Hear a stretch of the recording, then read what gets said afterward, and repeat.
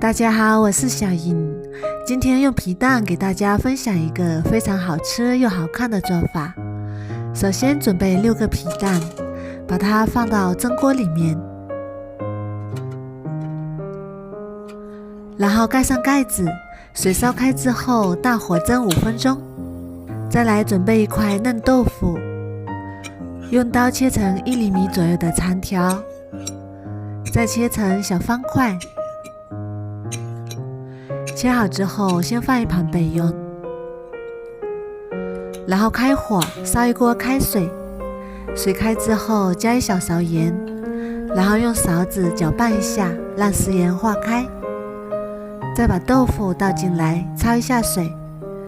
豆腐焯水可以去除豆腥味，而且吃起来口感更加的嫩滑。焯水2分钟之后再把它捞出来控干水分，然后装入盘中备用。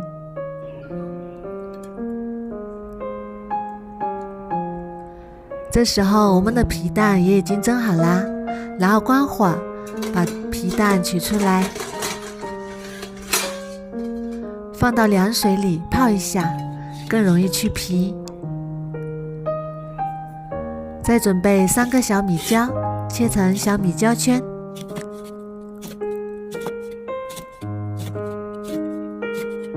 切好之后装入碗中备用。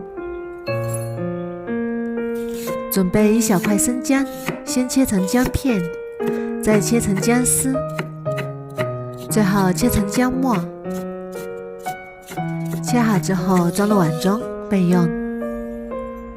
再准备几瓣大蒜，先切成蒜片，再切成蒜末。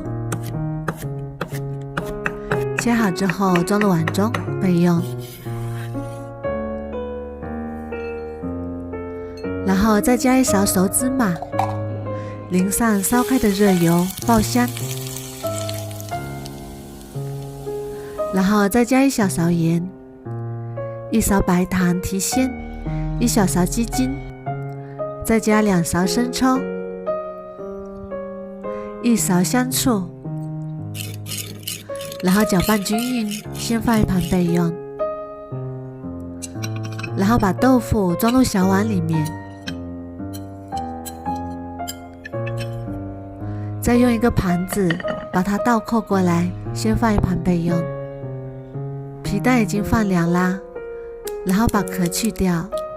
蒸过的皮蛋不仅可以消毒杀菌，而且特别容易去皮，还能让它上面的花纹更加的清晰。看一下，松花非常的明显，而且很漂亮。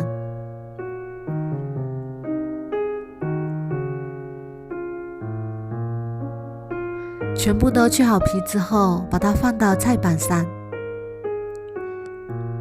然后利用一根棉线把它切成4瓣。用棉线切出来的皮蛋切面非常的平整，而且皮蛋也不会粘到棉线上。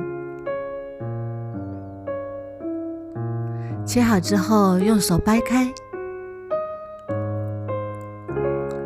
这样切出来的皮蛋特别的漂亮。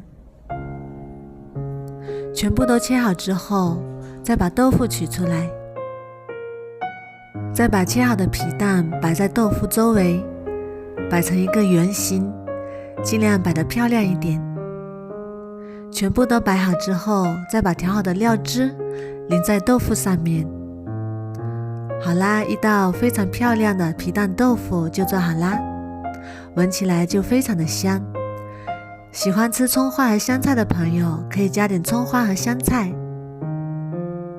皮蛋豆腐这样做真的是好看又好吃，用它来招待客人也是非常的有面子，而且营养也是非常的丰富。蒸过的皮蛋吃起来特别的劲道 Q 弹，切面也是更加的有型漂亮，口感非常的清爽且油腻，开胃又下饭。